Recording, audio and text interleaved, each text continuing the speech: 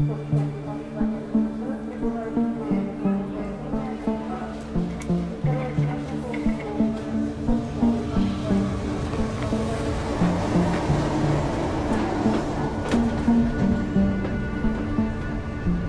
are on our way to one of the biggest sand mines in St. Petersburg region. A place where we're going to find this stone here. There is a small chance we are going to find it. Why we are going to find it? Because this stone appeared on a fake video of a guy dressed like an American soldier who shot the sacred Muslim book. I'm gonna shoot this fucking shit, you fucking bullshit. Whoa. Man, look at this. This is too fucking.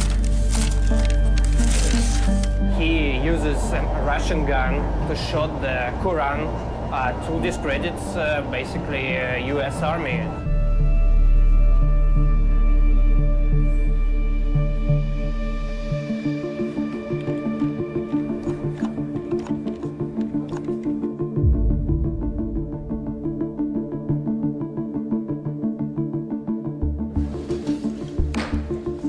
I call the hearing to order.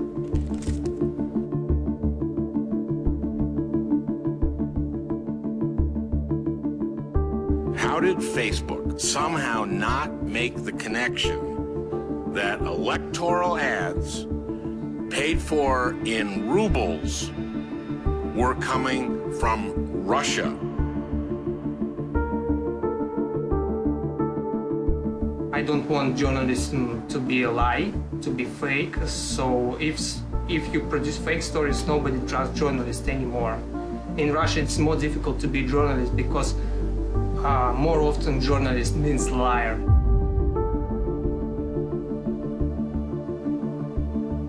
Our job is to explain that most of the news they see on Russian TV is actually like Russian Hollywood. That is all fake from the very start to the very end.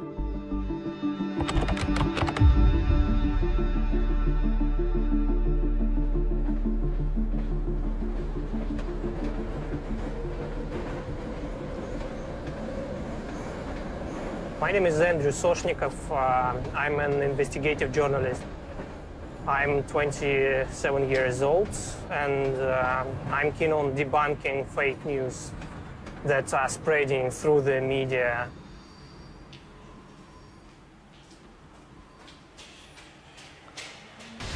We're gonna show this book from 20 years. The Troll Farm published this video on 9/11. They used this date to promote their evil agenda.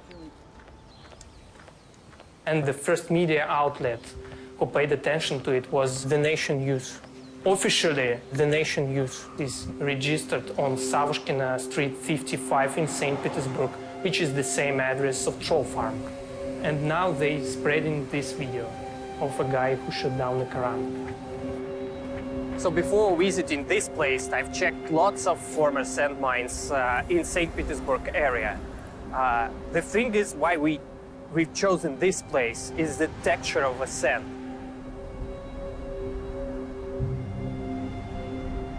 So see this texture, grain lines on the mountain. You can see them on the video, you can see them there. It's a little bit unusual because the sand here is gray.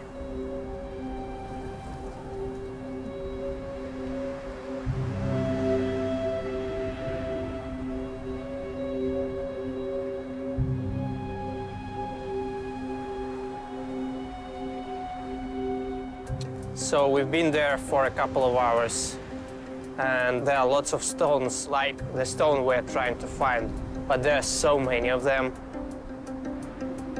Is there a chance they could film the fake video there? It is. The surroundings look the same, the color of the sand look the same, stones look the same, but we are not sure.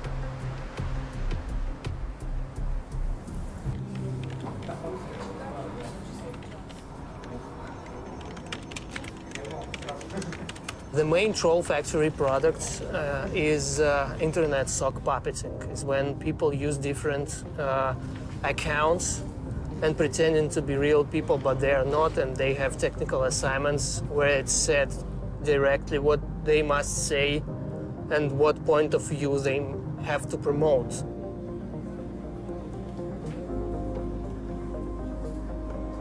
So what they are producing? They're producing comments, blog posts, they're producing videos, they are producing forum topics, they're producing fake news, simply fake news, all types of fake stories.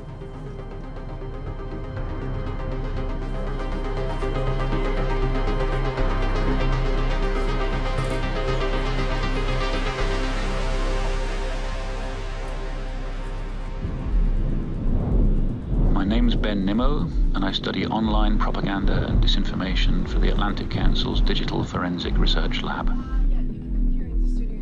The Troll Factory really kicked off in 2011 and 2012. You have the biggest protest against Putin he's ever seen. There were large-scale street protests in major Russian cities against his re-election, and the atmosphere is very, very skeptical about him, and particularly the debates going on online. It's happening on the social media, it's happening on internet forums. So it's the internet and the social media where the opposition are organizing themselves.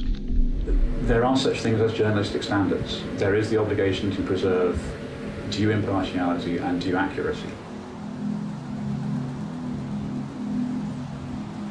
It looks like what happened was officials in the Kremlin sat down and realized that the internet is this uncontrolled space where Russians can say what they want.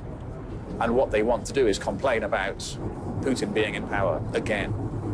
And so what it's trying to do is effectively take what had been a free space, which was the internet, and turn it into a space where you have a pro-Kremlin troll army taking over. That was how it started. But with any kind of capability, what you'll see is once somebody's developed the capability, they're going to think, well, now I've got this capability, what else can I do with it?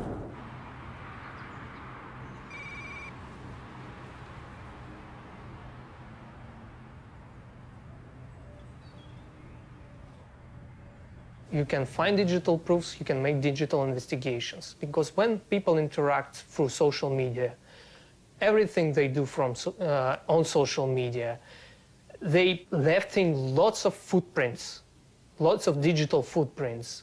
And I'm the guy who is checking these digital footprints.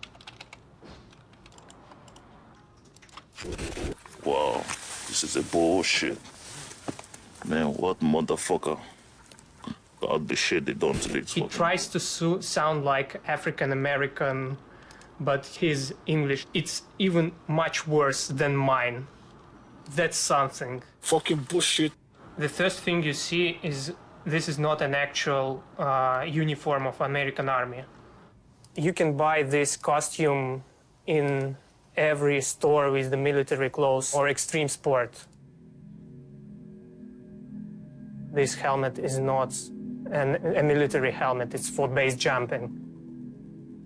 Some Syrian soldiers saw it and published their reaction on Facebook. It's too harmful to watch this video if you are radical. It's like a bomb. This video can be a trigger for you. This is too fucking. This is bullshit, nigga. I hate this motherfucker. The troll farm staffs were fanatically doing selfies all the time. One picture was with a man who looks like the actor on the video.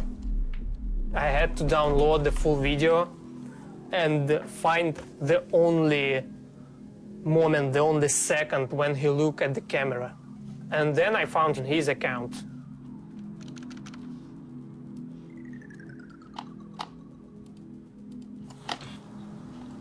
So we measure the size of the ear and how it goes with the size of the face. This is the guy. So please, when you use this footage, please make something with his face, so people won't find him. Because I don't want him to be killed or something. No, and you think he's in danger? He's in danger now because he participated in this, and he had a contract with the troll farm, and troll farm is a dangerous place.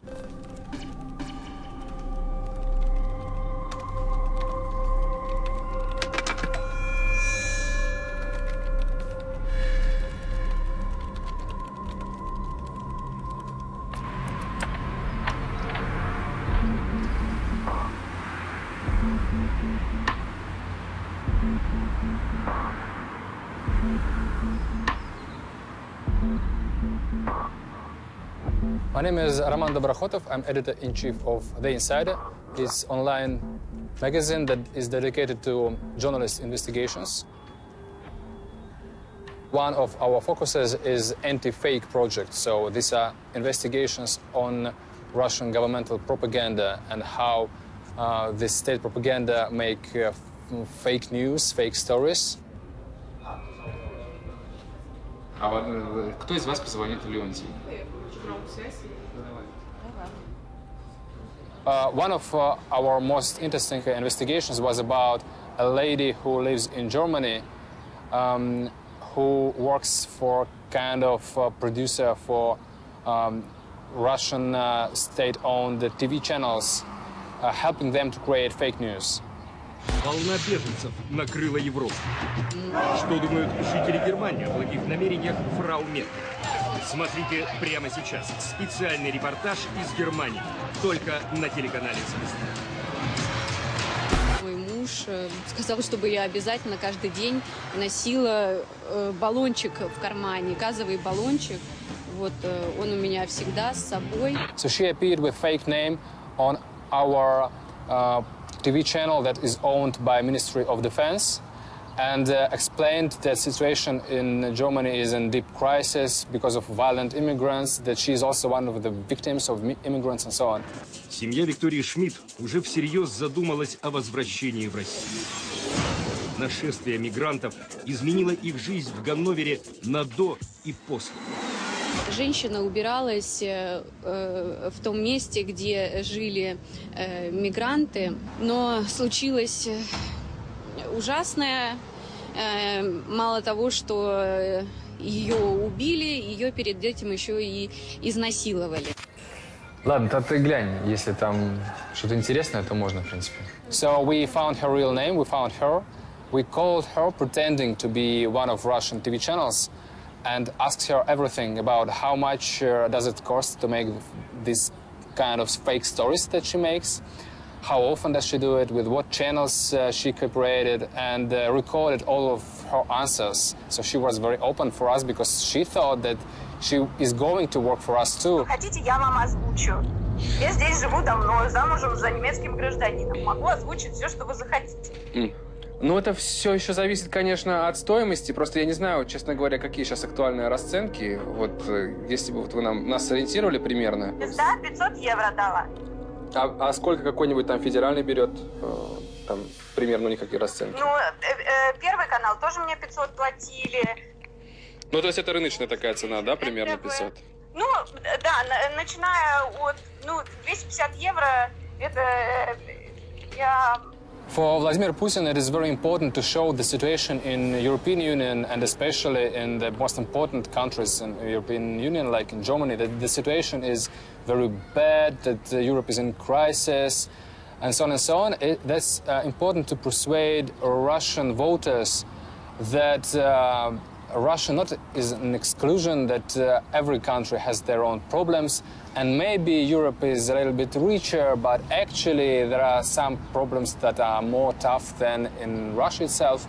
So when they can't explain that everything is good in Russia because we see what the situation is here, they can, on the other hand, explain that in other countries the situation is even worse. Our job is to explain that most of the news they see on Russian TV is actually like Russian Hollywood. That is all fake from the very start to the very end. It's very difficult to find real facts on Russian TV, because Russian TV is not about facts. It's about picture they want to implant in the minds of Russian population.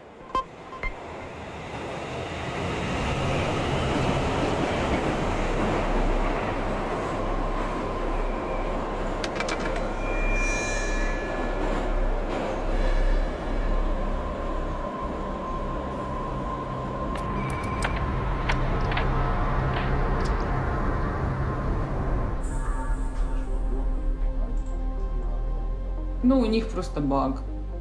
Now we're going to film the Stop Fake News Digest in Russian. Stop Fake is a project was launched in March 2014, just right after occupation of Crimea. And we launched Stop Fake to refute the untrue information and lies about Ukraine. А планшет уехал в командировку по проекту. That's good that we have such news in this time. Прокремлевские сайты регулярно предлагают новые теории заговора. Сегодня ровно неделя с того дня, как киевские силовики вошли в оставленный ополченцами Славянск. Как раз этим временем датированная история, которую рассказала нам обитательница лагеря беженцев в Ростовской области. Она говорила о публичной казни. Взяли ребенка 3 лет, мальчика маленького, в трусиках, футболке, как Иисуса, на доску объявления прибыли. There is allegedly witness, which is stating on the first channel, Russian, that in Slavyansk, which is a Ukrainian city, Ukrainian militaries crucified, literally crucified boy. Один прибивал, 2 держали. И вот это все на маминых глазах. Маму держали, и мама смотрела. Вот это все, как ребенок истекает кровью.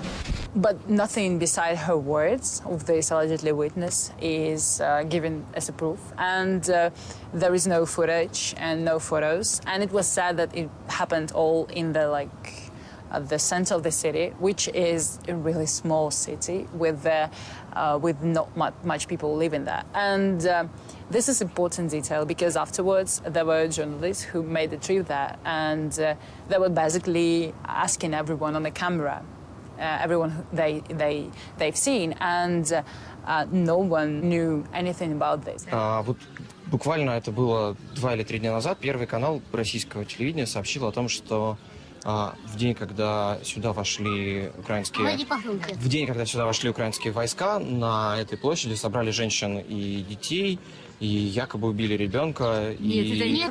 Расскажите, пожалуйста, подробнее, может быть, вы можете рассказать? Такого не было, нет. Такого не слышали, и вряд ли так и было. Если Вы здесь не были? Вы здесь не были в этот день? Не были, но если не слышали. Если бы было так, слышали, весь бы город знал.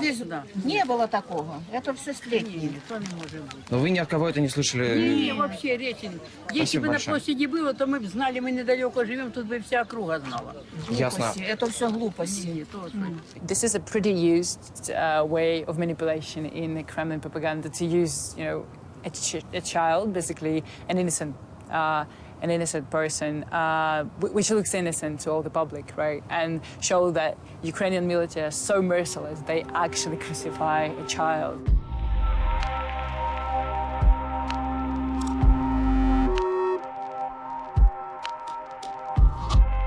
Basically, what Russia is doing is trying to keep it in the control, so not to let Ukraine evolve, becoming economically stable and a democratic country as part of EU. To me, it wasn't obvious how many fake news is there before we started the project. We decided that the best way is actually to refute just fake after fake and to give people the chance to actually see the pattern and see how it works, to be like an archive of fake news in a way. And that's how the Stop Fake work started. And basically, this is what we still continue to do 3 years after. А что чуть поменьше, то что ты видишь, оно за логотип залазит. Чуть меньше сделай. In 1990s, Russia had a free market of journalism. There were lots of newspapers and TV channels, and most of them were independent from the state. Now the situation is different, and when you have only one owner for most of media, which is the state, They have a specific agenda they promote. That's why it's very important not only for audience, but to the whole community of journalists to debunk the lies of their colleagues.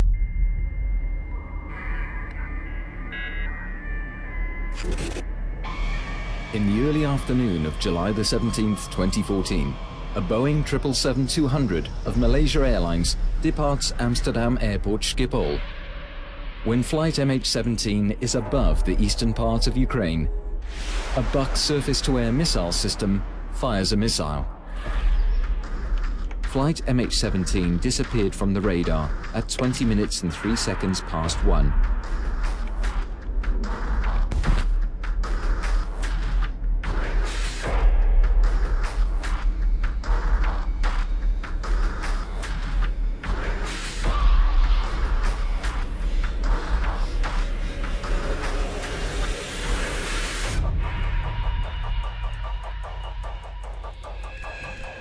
There is a name in this telephone calls, Nikolai Fedorovich. Николай Федорович, привет. Николай Федорович, да, рад вас слышать. Ну что, как там? Our first step was to check how many high-ranking military officials they are with name Nikolai Fedorovich. And we actually find only one person with this name. So we needed his voice, and we needed to check if it is the same words. So we made a 15 minutes interview. Здравствуйте, меня зовут Роман Доброхотов, шеф-редактор издания The Insider. Мы звоним по поводу издания Insider. And then we sent the sample of his voice to two different organizations, one in America, one in Lithuania, and they made a forensic expertise of this voice, and both institutions told us with very high likelihood that this is the same person. Чем раньше, тем лучше у нас загрузить, замаскировать и увезти. If we add the likelihood that this is the same name, that is 100% sure that this is the same guy. So we were sure. We published this interview. Of course, he denied any involvement.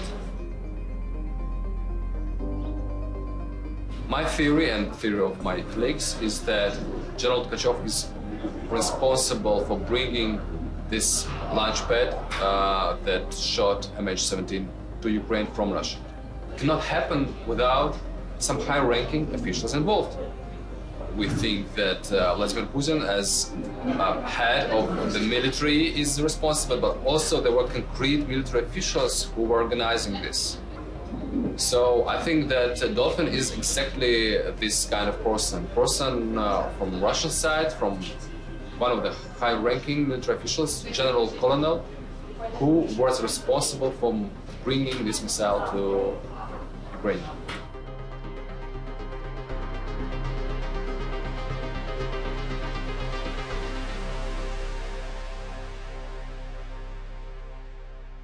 We shouldn't forget that within a few weeks, it was the second Malaysian plane which came down, and this makes it possible that those who died in the airspace of the Ukraine die for the second time, because there is no answer to the question why it happened. The main idea was to create perception that you will never know who shot down MH17, that we will never know, it's impossible, there are so many theories and so on and so on. But this is very widespread in Russian propaganda, so almost on every topic they try to make this cloud of theories to prove that truth does not exist. Everything is relative, there are different positions, and you will never know the truth.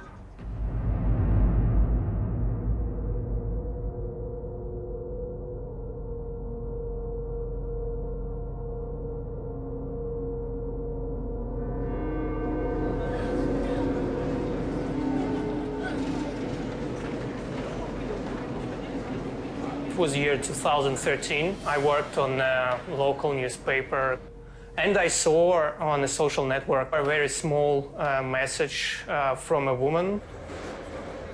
She had a very strange interview when she applied for a job. and the only question she was asked was, what's your attitude to Kremlin and the current political situation? She said, I'm against it, I'm strongly opposite. And they say, goodbye, you're not our kind of person.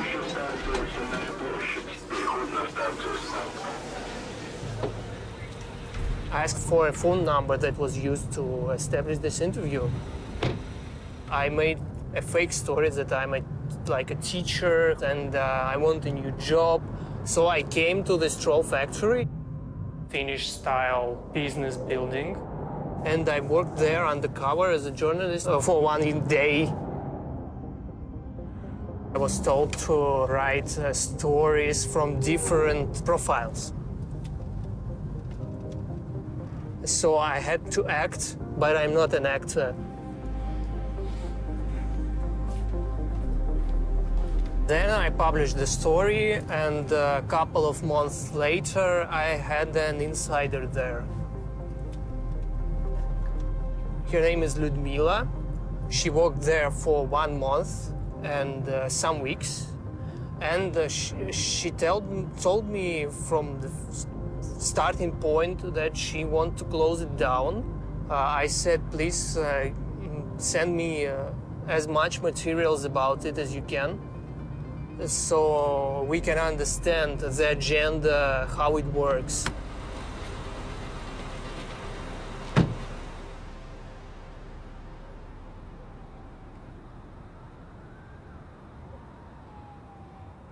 Please meet Lyudmila Savchuk, one of the bravest person I've ever met. She infiltrated the notorious Russian troll army in 2015 as an independent journalist. Чем они там занимаются? Что там происходит на самом деле?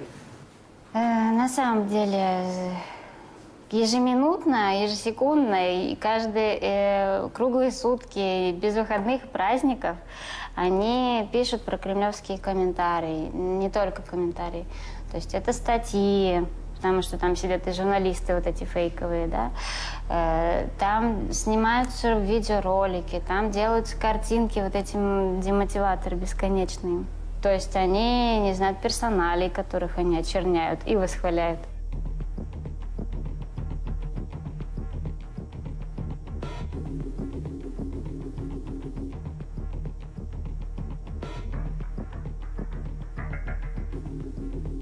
Или Бориса Немцова, и буквально через минуту, через 5 на всех новостных крупнейших ресурсах, во всех соцсетях посыпались сотни и тысячи комментариев. Я увидела, как это делается. По всей фабрике забегали вот эти вот начальники и сказали, все перекидываются на тему Немцова, пишем так. Российская власть не виновата, ее пытаются очернить, оппозиция сама убила своего, ну и так далее. Я увидела, насколько... Во-первых, тролли, ну, обычные тролли не знают, кто такой Немцов, и они писали о нем ужасные вещи. О нем писали ужасные вещи даже те, кто, в принципе, знал, кто такой Немцов, и, ну, понимал и важность этой фигуры. Ну, какие-то были тролли постарше, но они все равно писали то же самое. То есть думают они одно, а пишут другое. Для вот людей, которые выступают против этой системы, против власти, я увидела просто сигнал такой, что теперь можно валить кого угодно.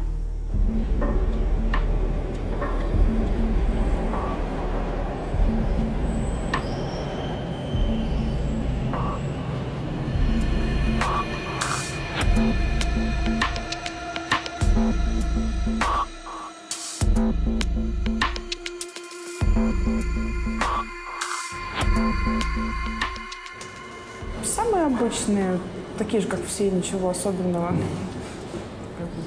Разных возрастов, разных интересов. Там, обычные люди просто, ничего такого.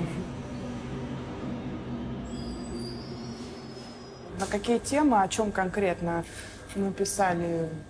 Тема Украины, это чаще всего было именно вот стрельба, война в ДНР, там, про Киев, про Порошенко. про вот эти всякие изменения на Украине в их политике. Часто вот про Россию, про экономику мы писали про Запад, НАТО, про перестрелки в США. То есть, ну, вот это самые популярные были темы такие. Я не воспринимала это, как вот многие там говорят, там, предательство Родины там, или что-то такое. Как бы работа и работа, как бы все. Ничего больше. В принципе, нам и руководители на работе также говорили, что как бы вы приходите, вы просто делаете работу, как бы, ну, платим вам за это деньги, в общем. Как бы, если кого-то не устраивает, мы не держим. Как бы я...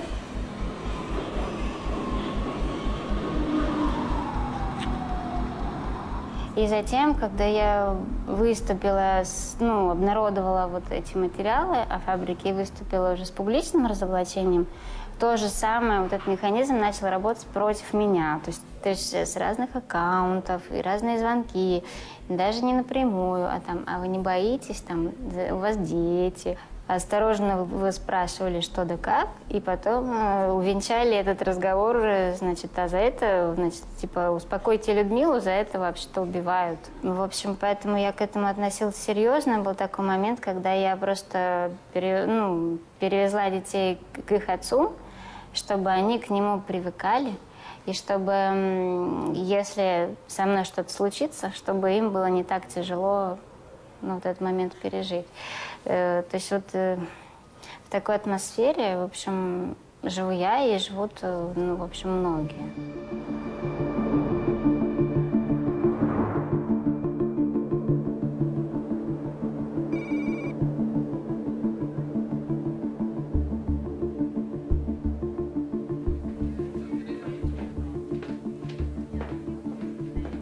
My life was still really boring and normal, but that all changed when in 2014 I started to investigate the social media propaganda trolls. It was kind of hard for us to get in touch with you actually when we tried to contact you in different ways. We didn't get any reply, and that's easy to understand because you have received so much hate and threats. But finally we managed, and now you're here. I am specialized in Russia, in information warfare and extremism. And I will tell you today what happened to me after I started to investigate in 2014 the then new phenomenon of Russian information warfare, the social media propaganda trolls. And immediately I became target of Russian and international fake news campaign. My contact information was published. So my phone number was published, my email address was published. Just a couple of days later, I started to receive hate messages, hate SMS, hate emails from Russian-speaking people and trolls. I even received phone calls from a Ukrainian number in which someone was only shooting a gun or playing the sound of a shooting gun. Troll activists, anonymous identities, produced a song about me.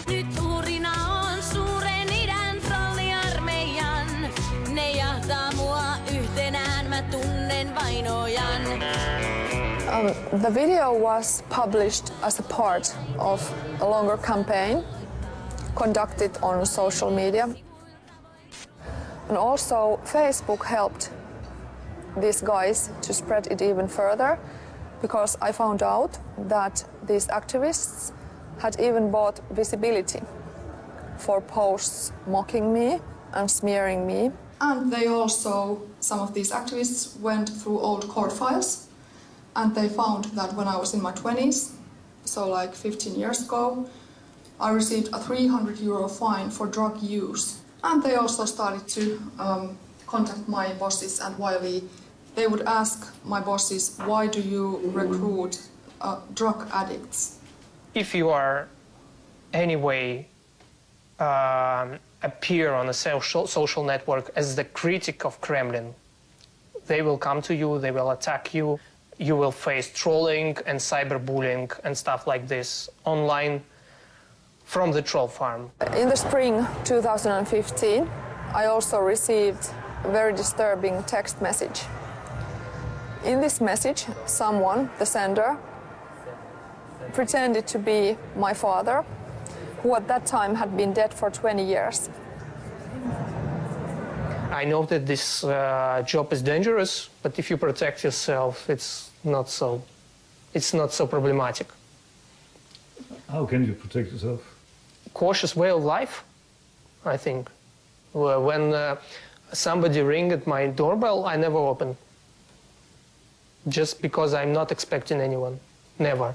If you want to go to visit me, you should call first. Most of unknown numbers I won't answer. If you work with dangerous information, you're supposed to be cautious. That's all. It's like a part of the job. How did your employer handle the situation? Like a pro. I wouldn't do this for one day if I didn't trust my employer. And I don't think anyone else should as well, because that's really like, seriously, you're putting yourself on the stake and on the line, so you also expect your employer to work as a pro with you. Thank you very much. Thank you.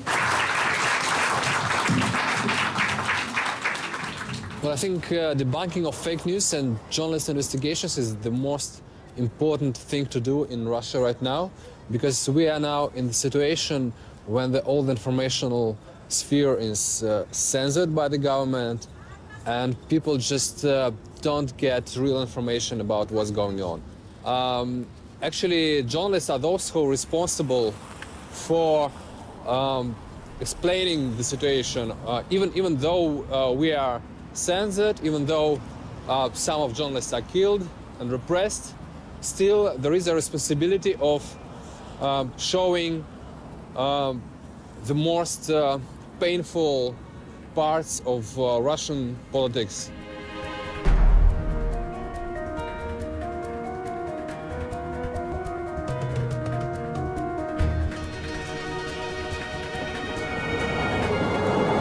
It was New Year's holiday in Russia, and I was watching for a news program on one of the Russian federal channels. The narrator on TV said that there are ISIS members on Ukrainian battalion Azov. It's part of Ukrainian army. Украинский националистический полк Азов пополнили боевики исламского государства. Доказательства приводят хакеры Киберберкута на своей странице в социальной сети. Взломщикам удалось получить доступ к смартфону одного из бойцов. So the idea was that Ukrainians asked ISIS to fight for them, for Ukraine against Russia. It was too crazy for me. I thought it's impossible. I must find these people, or at least I must find the place where they made this video. Привет каферам из Новороссии.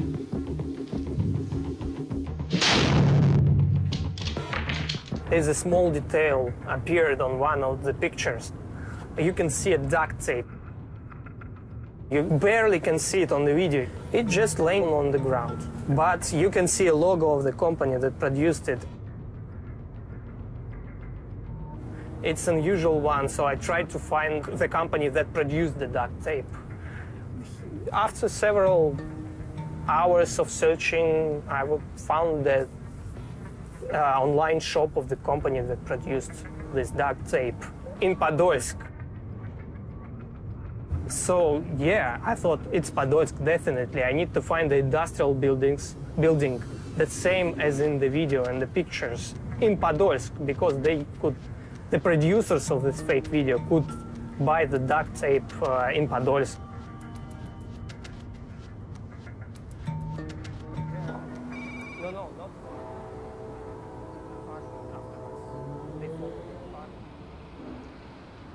Here we can see the picture that was made in the building we are looking for.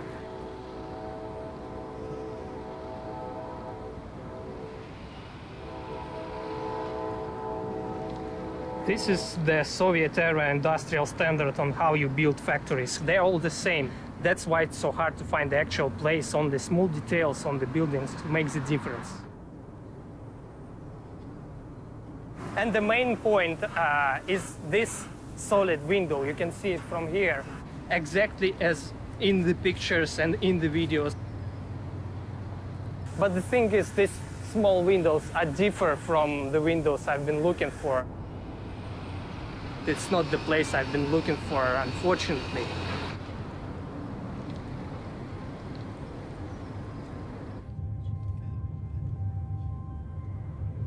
I started my investigation. I wasn't expected it will take 1 year or 10 months to discover the actual place.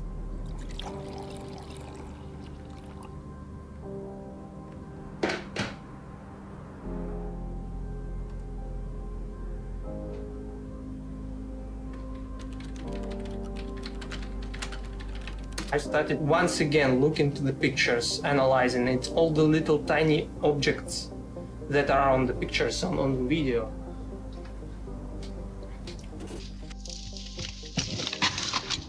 I looked through from the window on one of the videos. You can see a mountain there. You get a call from mountains, right? And what is the greatest coal mine region in post-Soviet countries? It's Donetsk. And Donetsk was under control of Russian power. So I decided, why not to check Donetsk? And I found more than 30 artificial mountains in Donetsk. I checked all of them and I found this place. That's the place I've been looking for. And you can see even a small door here. You see the small door? And it appears there. A small door. Isn't it beautiful? I found the previous owner of this factory, and she used to have an art museum there, one of the biggest in Eastern Europe. And they sent me this very nice picture. You can see it before the war. And I used this picture made inside the building for the illustration of my investigation. You can see the same tube, same windows, same floor, same roof on the top of my material, and you can slide it all over again. And I've spent several hours after it was published just sliding in, sliding out, before the war, after the war. Why somebody on the territory that was controlled by Russians made this video? What was the interest? The thing is that Western world tried to influence the conflict in Ukraine, so probably pro-Russian militants wanted to show USA or European Union that, look, the worst thing you can do is to put money to Ukraine. They will give it to ISIS and you will have terrorist attacks in Europe, which is simply not true. Ukraine had no connection with ISIS, and all the terrorist attacks in Europe are not connected with, never been connected with Ukraine. Takbir! Allahu Takbir!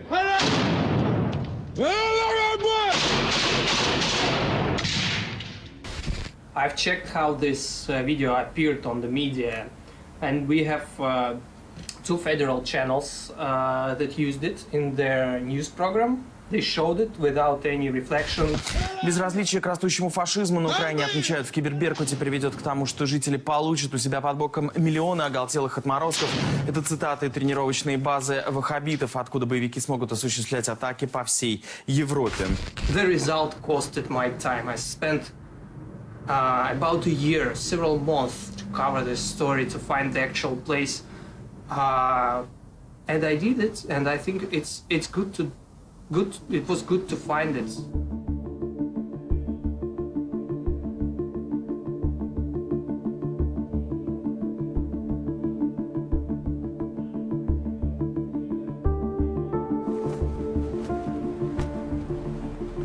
В американском департаменте работало около 90 человек, и помимо там переводчиков, создателей контента и прочих, там были и аналитики. Меня зовут Андрей Захаров, я специальный корреспондент журнала РБК. Моя специализация — делать большие тексты, большие расследования. У нас было большое расследование, посвященное как раз фабрике медиа, то есть медиа подразделению фабрики. Соответственно, мы узнали пару примеров работы в США. То есть мы сказали, что фабрика работала в США, что это была очень успешная работа, потому что по количеству шеров, лайков и прочих реакций со стороны пользователей такой провокационный контент. Главная задача была нагнетать обстановку в стране. In September 2014, already, more than 2 years out from the election, the Troll Farm is working in English on multiple platforms, not just putting out text, but video, memes, editing Wikipedia pages.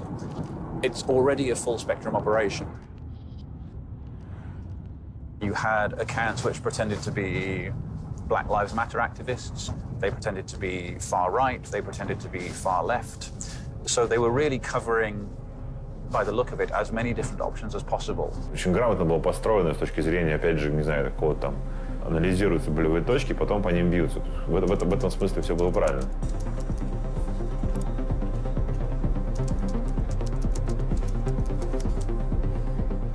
Я работал на форумах. 90% из них были форумы, посвященные политике, и 10% форумы, посвященные другим вещам, но где есть раздел политики.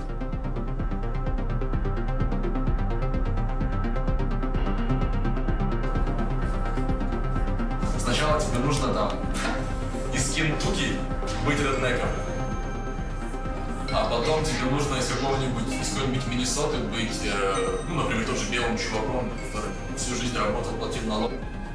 А через еще 15 минут тебе нужно выйти из Нью-Йорка, ну и начать на сленге для американских негров что-нибудь писать.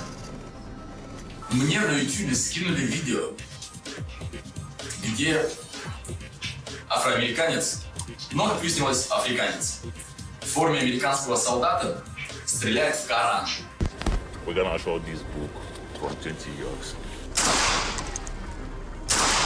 Мне сказали, что это вот эти наши придурки сделали. Я вообще, ну что это такое? Причем там форма кривая вообще, неправильная. Потом они какого-то негра наняли и проститутку, и сделали видео, и мол, якобы сенсация. А каким образом ты посеешь смуту?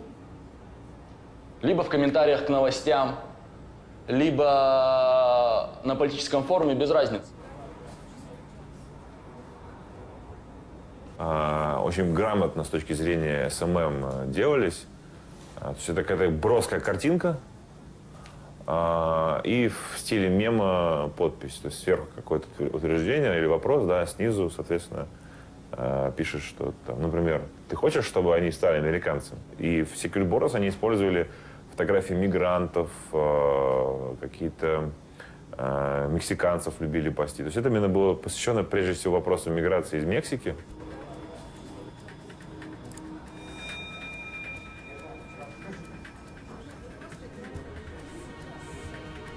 The way the accounts themselves behaved is really a textbook case of how you infiltrate a community.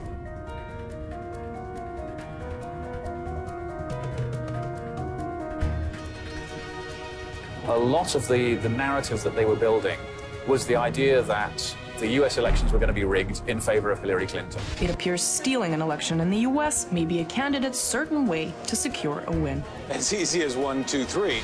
It was apparent from very early in 2016 that the Kremlin was conducting a campaign against Hillary Clinton. And you could see that by looking at the coverage in RT and Sputnik. It was routinely and systematically one-sided and anti-Clinton.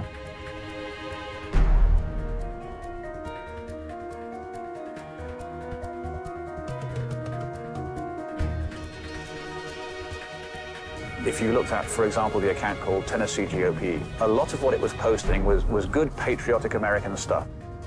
And then in the mix, it would start throwing in more aggressive posts against Hillary Clinton. And in fact, when the troll account was shut down by Twitter, members of the far right in the United States actually complained. They were posting to demand why this member of their group had been shut down.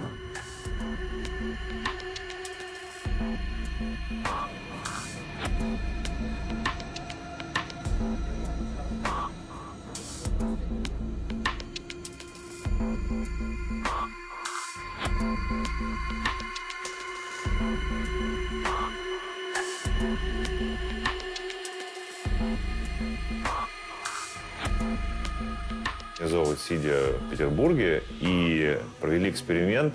Нашли веб-камеру в Нью-Йорке, открытую, и сделали в Фейсбуке ивент о том, что там в такое-то время там-то будут выдавать хот-доги. И дальше, соответственно, смотрели через веб-камеру, придут ли люди. Когда они видели, что действительно в назначенное время пришли люди, стояли и озирались, явно ожидая бесплатных хот-догов, они поняли, что можно, сидя из Петербурга, организовать мероприятие в Америке. И, в принципе, они дальше это продолжили делать, и их отношение к этому было действительно во многом, как они сами описывают, фан. То есть мы занимались фаном, потому что действительно это Буки ВКонтакте. То есть как бы в этом смысле они явно получали удовольствие от своей работы. By mid-2016, some of the troll farm accounts had actually been in touch with Americans on the ground. And that was particularly with supporters of Donald Trump. Pensacola for Trump! The Troll Factory contacted American activists, particularly there was an activist in Texas with whom they got in contact. And he advised them that they needed to target particular states, what they refer to as the purple states, which could go red or could go blue, shifting from election to election, including Florida. And it's not a coincidence that that was when the troll farm really started targeting Florida as a location for its activism. Being Patriotic, они, как я уже говорил, более, по-моему, 17-19, около 20 акций в поддержку Трампа во Флориде. Once they'd created the initial platforms and the initial accounts, those accounts were then interacting with real Americans. Go Trump! Florida's got your back. Fort Myers rally. One of the tragedies of 2016 is that all the clues were there, but nobody put them together.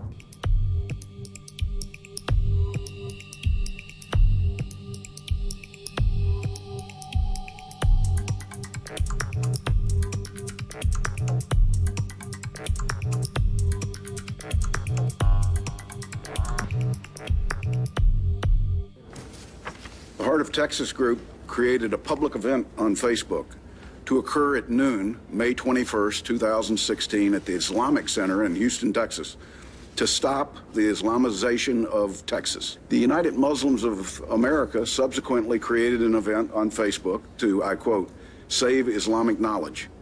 Same time, same place as the Heart of Texas event. What neither side could have known is that Russia trolls were encouraging both sides to battle in the streets and create division between real Americans. Establishing these two competing groups, paying for the ads, and causing this disruptive event in Houston cost Russia about $200. And Mr. Stretch, you commented yesterday that your company's goal is bringing people together. I would say that Facebook has failed their goal. In April 2014, it was decided that the troll farm would interfere in the 2016 election. So that's a 2.5-year build-up period. That's a long campaign. Then if you think about the UK election in 2017, that was a 6-week build-up. So there's very little time to stand up any kind of operation. In France, it's quite an interesting case study because the Macron campaign came out very early and said, we are being targeted for fake news and disinformation by Russia. They were very upfront about saying, we've now been hacked, and we think it was Russia behind it. And so that was a case where there was a propaganda campaign, but it was too much, and it was too clumsy, and they got caught. America had been dead easy. Even when analysts had given the warning, most people had said, well, even if they are, it's not going to matter. Hillary's still going to win. And so it was really easy for Russian trolls to operate in that environment and for Russian propaganda to operate in that environment. Did China run ads in the last election cycle that tried to impact our election? Not that I'm aware of, Senator. Not that you're aware of. Did Turkmenistan? No, Senator, not that I'm aware of. Mr. Stretch, how did Facebook, which prides itself on being able to process billions of data points, somehow not make the connection that electoral ads paid for in rubles were coming from Russia? Those are two data points. I think in hindsight, we should have had a broader lens. There were signals we missed.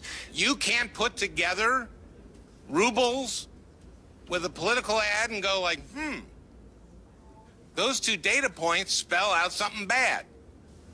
Senator, our goal is to make sure we're addressing all forms of abuse. My goal is for you to think through this stuff a little bit better.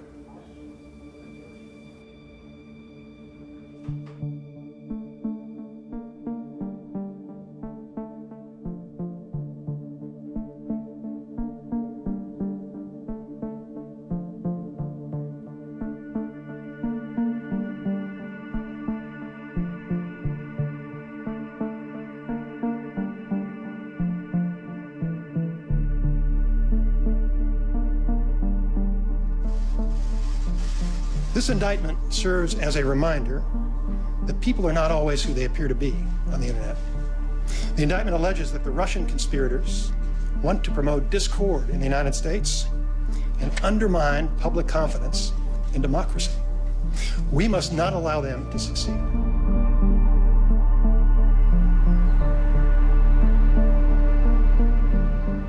The situation is bad and is worsening every day.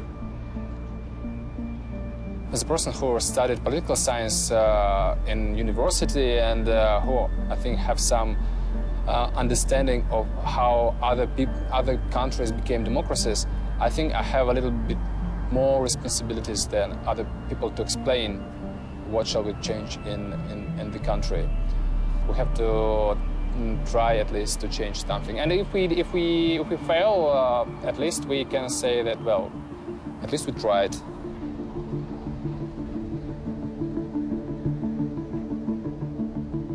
Russian troll farm is still operating.